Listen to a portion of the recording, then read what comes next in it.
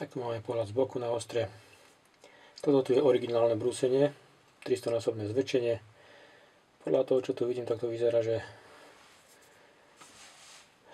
Honza Dvořák to brúsil na keramike. Vidíte, ako to tam vyzerá, ako celkom slušne nabrúsený nožik, treba povedať. Sú tam nejaké sem tam zúbky, ale ako celkovo to vyzerá dobre. Na vrchu taká čierna čiarka sa tam ešte črtá, ako keby nebola úplne dobre odstranená ostrina, jehla, grot.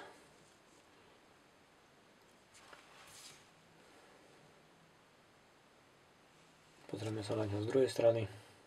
Druhá strana. Toto tu mám dojem, že je taký mierny konvex tu na nabrúsený na tejto strane. Vidíte, ako sa mi to tak rovnomerne prechádza, že to není rovná plocha. No celkom slušne to je nabrúsené.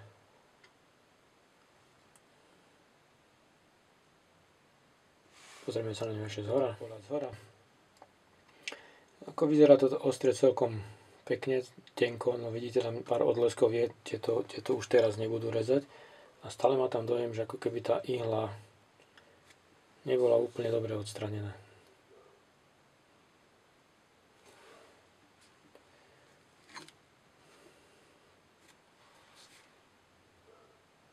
Sú to také lesklé miesta, ako tenké to je, ostré. Myslím si, že dobre bude rezať, ale stále tam ešte sú také lesklé miesta, že ešte by sa dalo posunúť asi trošku ďalej, čo sa týka brúsenia. A to už som skoro na špičke, nejaké 3 cm od špičky.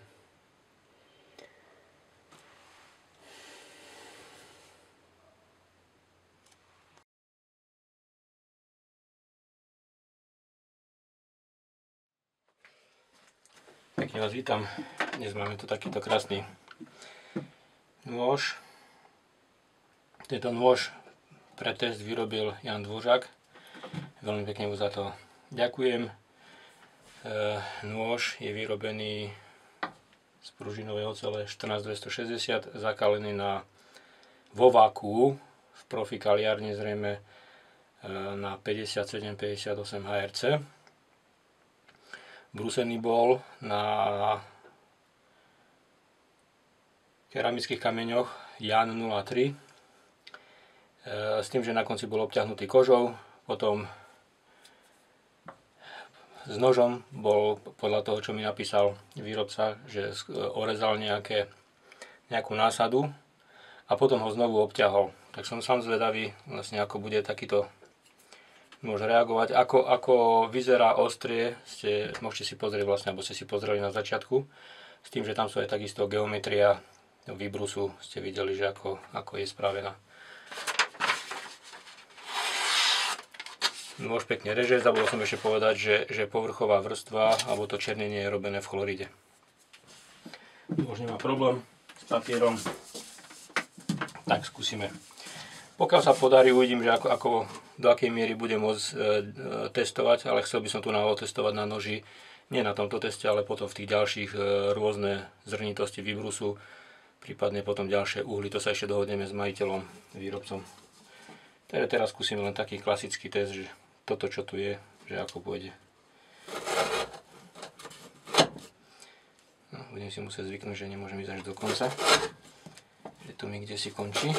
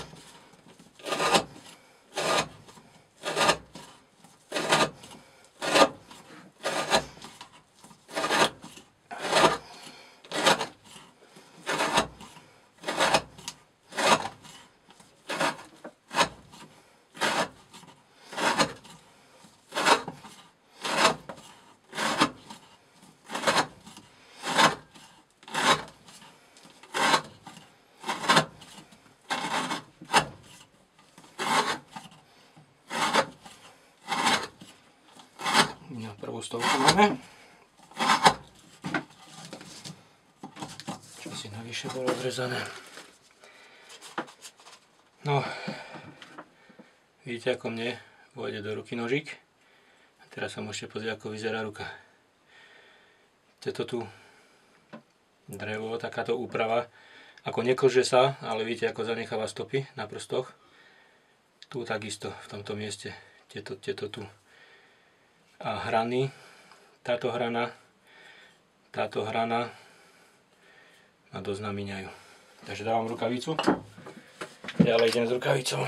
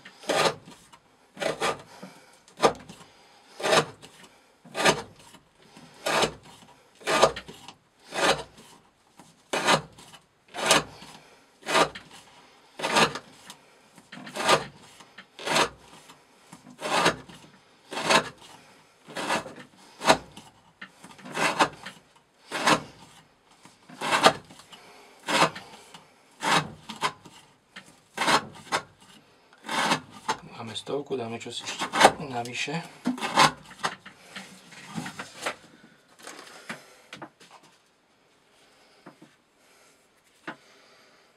Povrchovka zatiaľ pekne, nelepí sa na ňu nejako lepidlo.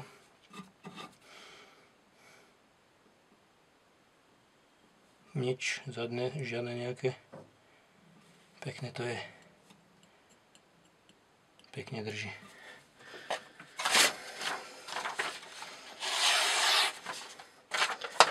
Zatiaľ žiaden problém. Tak ideme ďalej.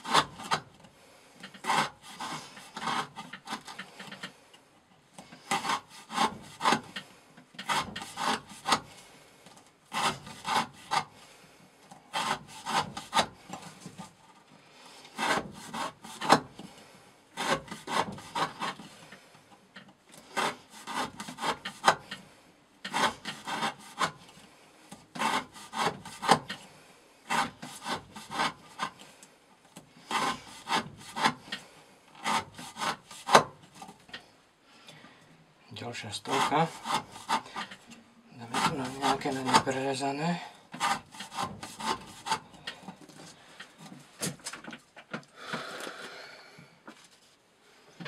Máme 300. Neviem, koľko máme času ešte sa dá.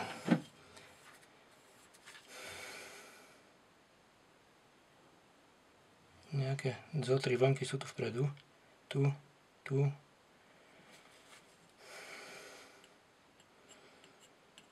No, už to nedrží tak, ako to držalo. Toto tu už je tupé. Tu drží.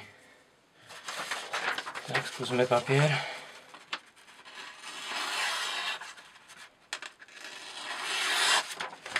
Ešte takto trochu ide. Dobre, tak skúsime ešte ďalšie. Nejakú stovku, uvidíme, jak to pôjde. Ale už vidíte, že na jeden raz sa to už nedá. Hej, to veľká sila bola na to, aby som to takto odrezal, že už musím na viackrát.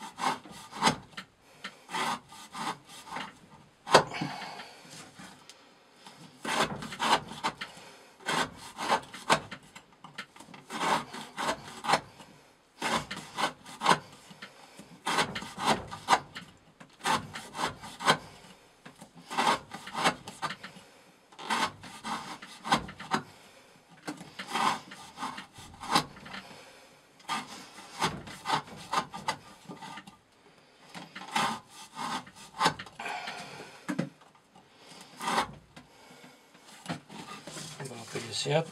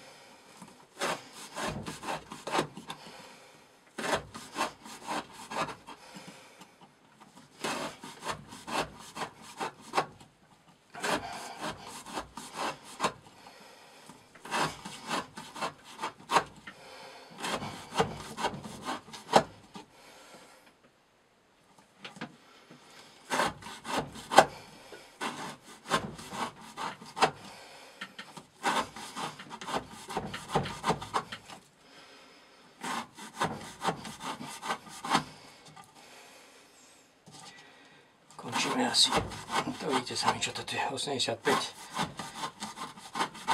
Už není schopný rezať nožík.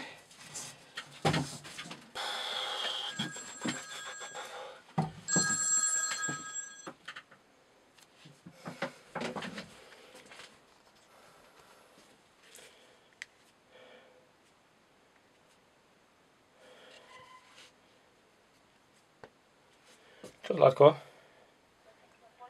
Ospravedlňujem sa, musel som na chvíľočku odísť.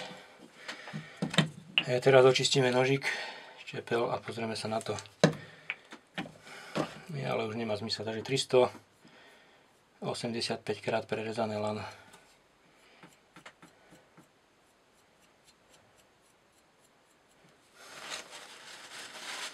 A už tam už sa nedá.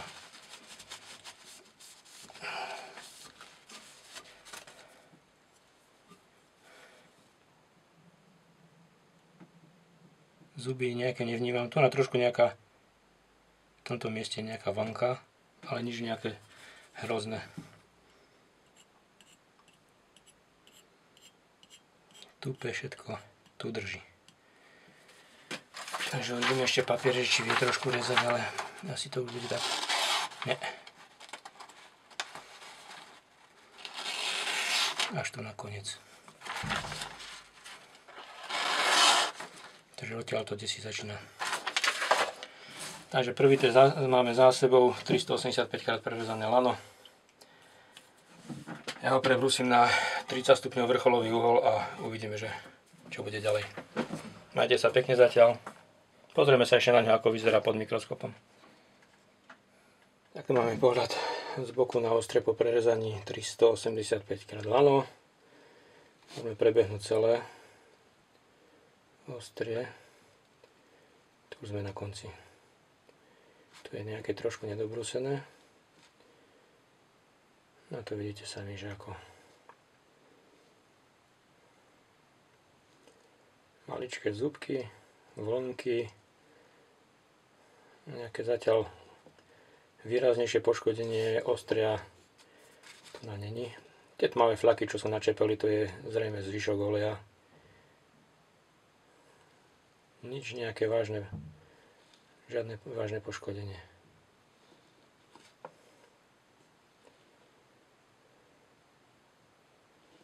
Tu je kúsok papiera tam bol. Tu bude nejaká riha, no tu nám dostalo. Ale vysporiadalo sa dobre s tým. Niečo bolo v lane, tak takúto rihu do boku spravilo. Niektoré nože úplne vylomí. Kúsok ostria, toto tu je slušné. Ani tu nič není také. Tu sú tieto tu čierne, ale to by mali byť len špinky. Nie je to tak.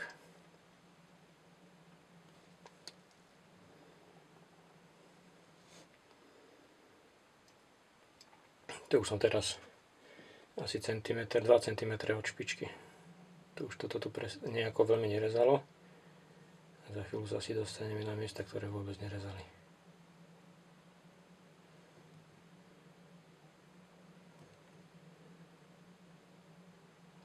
No tu už sme asi celkom na špičke. To je špička. Tak sa pozrieme na druhú stranu. Druhá strana, dá sa povedať ten istý obrázok. Nejaké veľké poškodenie tu není vidieť nikde.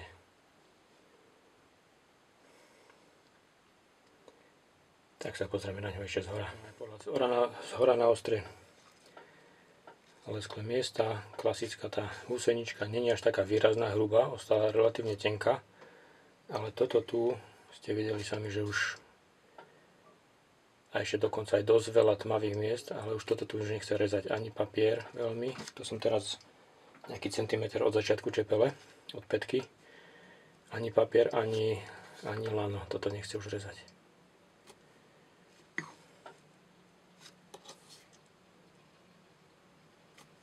Pritom je tam ešte relatívne dosť tých tmavých miest. Tu je ešte svetlo, to som desi asi teraz v polovičke noža. Tu je to ešte viac výrazné. Toto si skúsim odfotiť, takže na chvíľočku to preruším.